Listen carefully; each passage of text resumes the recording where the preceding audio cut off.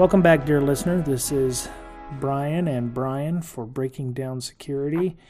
We're going to, again, start probing the security landscape. This is kind of a special report for us because it's going to be all about the Heartbleed that's been going on the last week or so. Monday afternoon, the word came out of this new bug, and I got home from work. I went on a news group and read about it, and I started to investigate it, and turns out that it was a pretty big deal for us. So I sent out an email to the IT people and started digging into a little bit more, and little did I know it was even bigger than I had realized. Yeah, it's basically an OpenSSL vulnerability that affects what they call the heartbeat function in transport layer security, or TLS.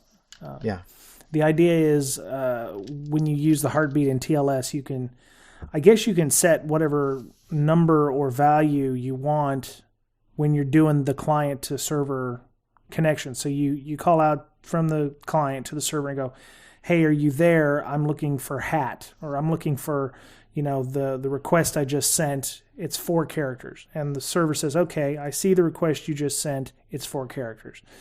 You can also say, okay, I just sent you, and the idea with the Heartbleed bit is you can send a request back to the server, and the request you sent previously may have only been 4 characters, but you can actually call back and go, hey, please echo what I sent you before, and it's 64 kilobytes in length.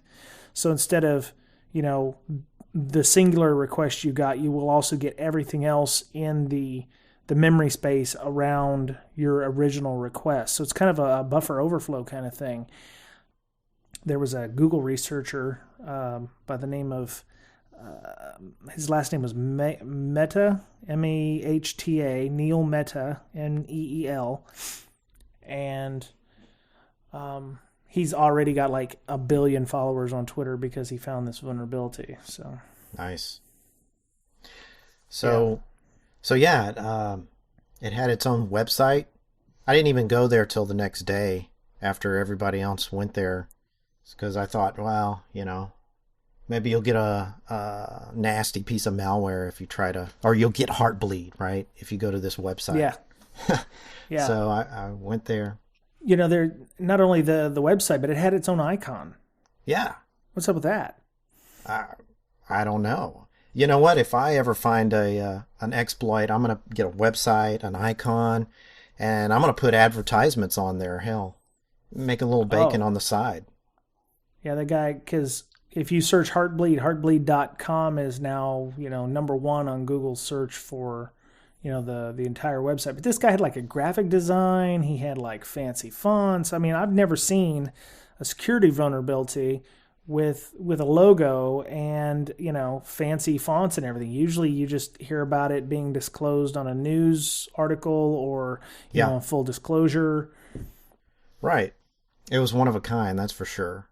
Maybe it was first of a kind. Maybe all vulnerabilities now or most of them are going to be like this, where the guy holds it back, he plans it out, has a giant, like a movie, you got your premiere night, it's a big deal for a while. And like I said, they may start putting advertisements on the website and stuff.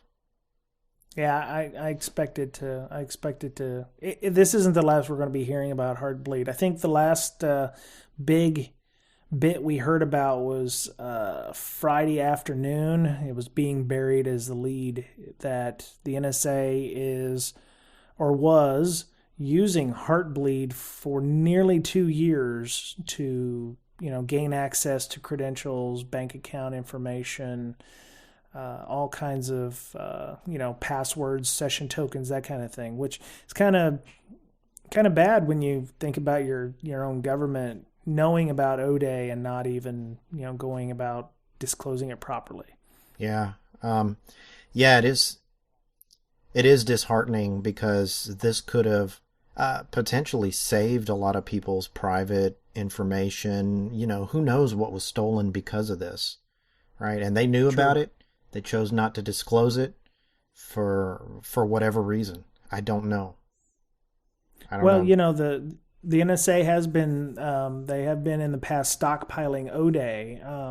I kind of get and understand why, because they have to have their own weapons to be able to gain access to various systems. But it bothers me that they were stockpiling them. But the other thing is they've got millions and millions of dollars. They've got several hundred people that could do a code audit on any piece of software they wanted. And yet, we're having trouble with regular open source projects not having enough people or enough time or enough resources to find these kind of vulnerabilities. I mean, it took a Google researcher, I don't know how long he was looking, to find this issue, but it seems to me that this is more of a reason than ever to get companies other than the NSA and the government involved in the help of auditing open source software. Whether it be OpenSSL, something or security based stuff like SSH. I'm at the open kind, not SSH.com or whatever. But I think that more companies I think we're going to see more companies like Google and Microsoft getting involved with open source projects in an auditing kind of sense, maybe to, make those more secure in the long run.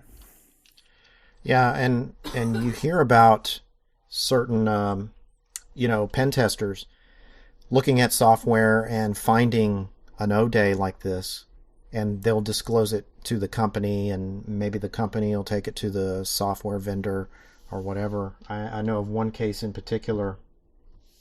I don't know the software itself, but they found a really serious flaw where you could get root credentials onto the software, from zero credentials at all. You didn't even have to have a login. So they find things like this quite often and disclose it. But unfortunately, this was one that went for 2 years? Actually, yes, for about 2 years. And from what I understand, the NSA had found it almost immediately. They had, it didn't take long for the people who follow OpenSSL's GitHub logs to find out exactly who did it. Apparently, he did it on about 2 years ago.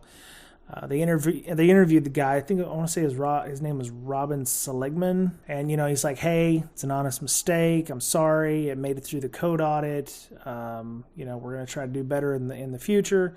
And really, that's all you can ask of him. But I think this also harkens back to we talk about how coders, they code without necessarily having a security background. So you're going to continue to find blunders and boners like this, because they either don't know any better, or I don't know, maybe this guy was having a few extra adult beverages on Christmas or New Year's Eve, and he uploaded this thing without thinking. Well, I don't know. I've programmed before, and it's your first priority is to get it working. And I don't think he was paid for this. Was he paid to do this kind of work? I mean, it's open source, it's free. Yeah, I think he's volunteer. I don't think he's actually employed by OpenSSL. Yeah, he was putting features into the software. I mean, that's right. I mean, I can't blame the guy for missing something. Well, the bad thing is, he's the developer, and also he helped author the RFC for the TLS Heartbeat, and there had been some comments I'd read in a Slashdot article where he wasn't even following the own RFC that he wrote, because some of the issues that came up and this Heartbleed issue, if he'd followed his RFC, this wouldn't have occurred. It would have silently dropped. Yeah, he would have would probably have not been a problem, or it would have been severely reduced. But when a guy who's authoring the RFC doesn't even follow his own RFC, I mean, yeah, he was like one of 5 guys who helped write it, but it's just not very good practice. Yeah. And, open source software, everybody's got the code, right, or has access to the code. So you could really dig down in the weeds and find O-Days in open source software. A lot easier than you can decompiling private software. Yeah, but isn't that kind of the strength also of open source software? I mean, if there's a vulnerability in Windows, you have to go through decompilation. You got to reverse engineer some things. You got to, get into this. OpenSSL, you just run GitHub and you've got the entire code. I mean, that's how that the Google researcher found the vulnerability in the first place. He had a copy of the code. He was able to look through it and he was, messing around. He's like, hey, I found this thing. Maybe you should fix it.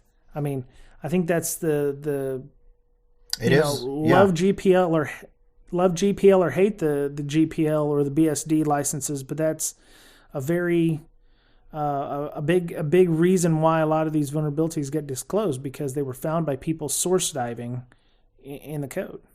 Yeah, in theory, you have a lot of people, a huge number of people looking at it and trying to find flaws in it or trying to make it better.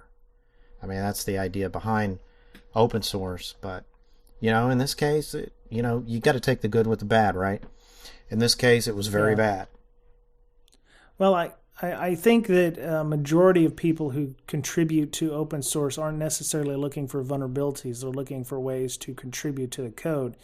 Maybe open source maybe more of the security-focused open source projects need to be handled more like a corporation. You've got the project manager, you've got the project manager, the CEO, or whoever, and then you've got like the security group that's going through and doing regular code audits. Now, maybe they don't want to do that because it's not fun or glamorous, but I think that this has shown a reason for them to be done on a more regular basis. I know they take time and money, but you can volunteer your time and do code audits on a specific part of the code.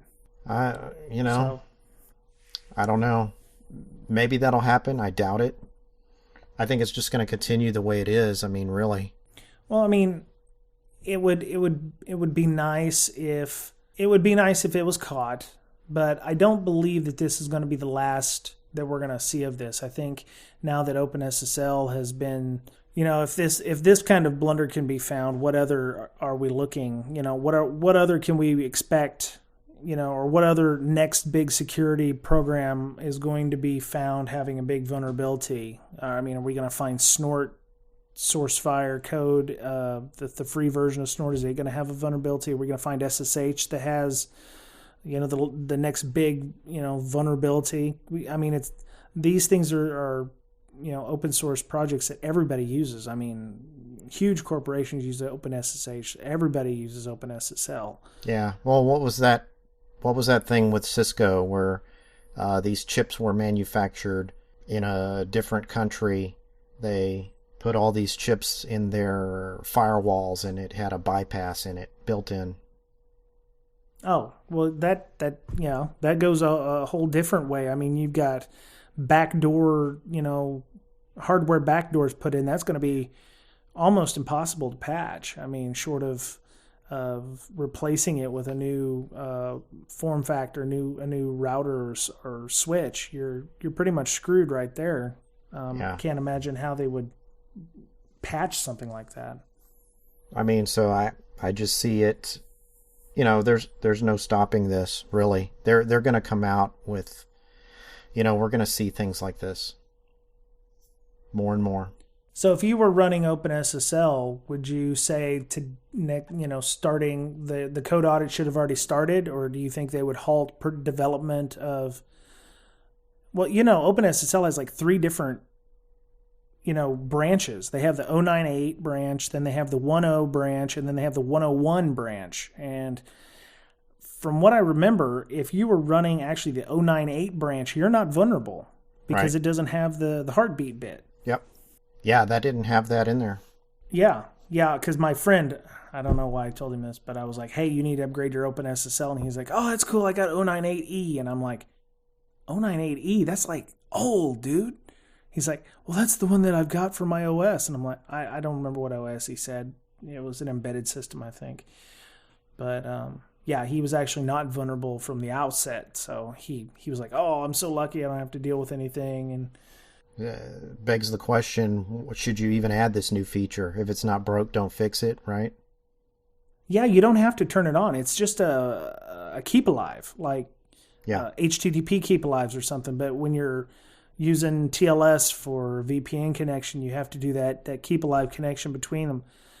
There are other protocols that you can use over your VPN that will, still pass data back and forth other than it coming from a TLS. You can actually compile, I believe there's a way to compile OpenSSL if you don't want to have the Heartbleed issue. You can actually configure it with the heartbeat flag out. Sure, which you can. I would think you'd probably want to do that if you're not running packages and you want to run a more bare bones OpenSSL. Well, and who knows? There may be something else in there. It's only out in the wild right now. It's not been made public. Hell, the NSA probably has dozens or hundreds of these things in different software that they've found out about that they're not disclosing. Well, sure, because they've set up their own QA shop because their whole goal is to find vulnerabilities. I mean, they buy them from Vupin, which is a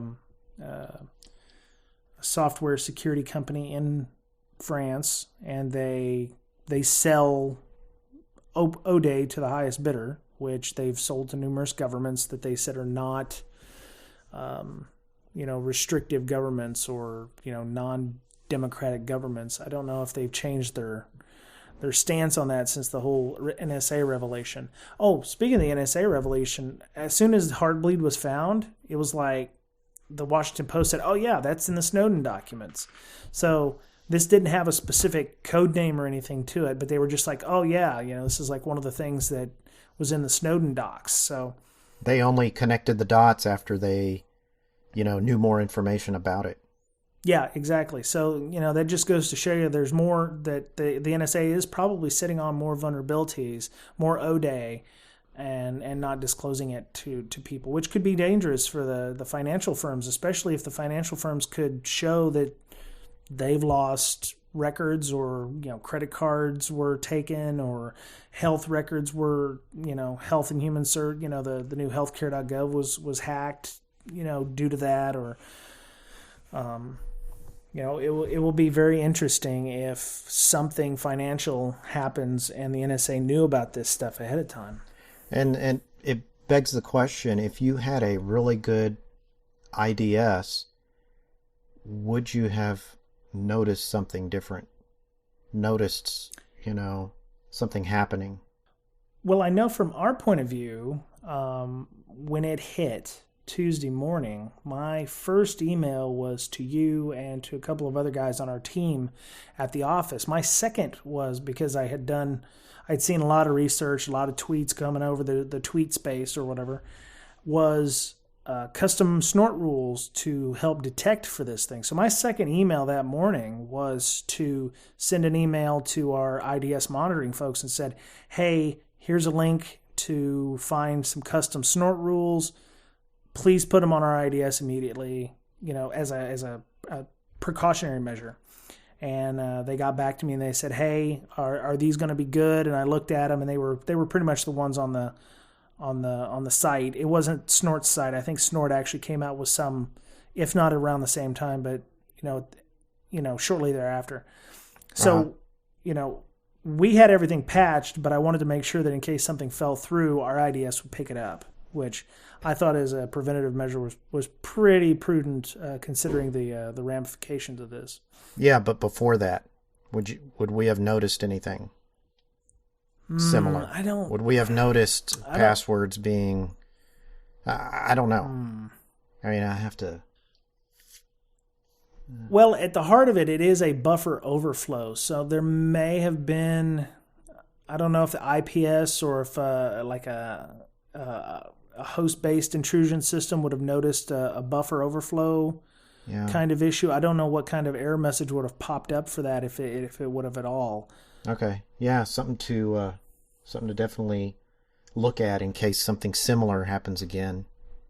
Let's see. Well, I know that I know personally from our office and in the past when I've had IDS alerts go off, I have seen where, hey, this program is on this IP address to this IP address on this port, and it's a specific vulnerability like a buffer overflow. So they do search for buffer overflows. I just don't know if if it wasn't in there before, it definitely will be in there now because of this. So that's a good thing. I mean, Snort's going to be like, wow, we should have caught that. We will catch it in the future because now we have rules for that. So I look forward to more false positives in the future for the Heartbleed issue. Yeah, exactly. I'm just wondering if they'll catch other similar buffer overflows, not necessarily for OpenSSL, but OpenSSH, things like that. Ooh. Yeah. Who knows? Well, hopefully OpenSSH is ran by the BSD Foundation and is headed up by OpenBSD's program manager, Theo DeRat, and he prizes security above functionality and performance. And that was one of the things he talked about in one of the Slashdot articles. He was saying that the reason that this buffer overflow came about was OpenSSL had found performance issues on some platforms, like whether it be embedded systems or like you're trying to run, Linux on a Pentium 90 or something like that. Let me guess. So they sacrificed security for performance? Is that where you're going? Yes. What they were doing was, the heartbeat would keep the previous amount of data, in the memory space. So the idea was you could go back in and get that without having to, do another call or whatever, and that would improve the performance. They created their own malloc, actually, the memory allocation wrapper around this, and instead of using the ones that are inherent in the OSs, he said that if they had not built that custom memory allocation wrapper for OpenSSL, that many OSs would have found it and either crashed that process or would not have let it through in the first place. He said especially OpenBSD because they had extra memory permissions and protections in place. Right. That vulnerability would have just crashed the process instead of allowing it to happen. He was not very happy. If you've ever read any of Theo DeRat's writings or been on the mailing list with him, he is opinionated. So, but yes, he believes in security above all else, performance or ease of use in many cases. But he does a real good job. He does rule with an iron fist. He will tell you when you're wrong, and he is very strict about the ethos of OpenBSD, free, secure, and I wish that more open source projects had the kind of security bent that he has. So. Okay. I think we beat that horse, and it probably didn't make much sense when we did it. But I'm sure there will be more coming out in the next week or so, and I will, if anything, I'll just put up a quick video about the updates that have happened. So, well, that's going to be it for this special report about Heartbleed. We would have been remiss if we had not done something on Heartbleed because everyone else has. So we got to keep up with the Joneses. Oh, is that right? Yeah. So this has been Brian and Brian for this Heartbleed special podcast. Have a great week. Bye-bye.